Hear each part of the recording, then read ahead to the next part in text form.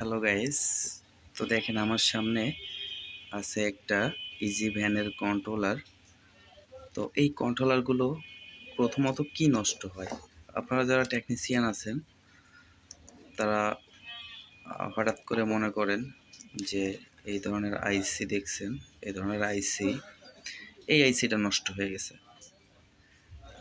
আপনারা হঠাৎ করেই দেখেন যে এই আইসিটা কিংবা এই এসএমডি টাইপের যে আইসিটা আছে এই আইসিগুলো নষ্ট হয়ে গেছে না, এগুলো ডিক্লেয়ার দিয়ে দেন। কিন্তু আসলে এই আইসিটা কিন্তু লো ভোল্টের আইসি।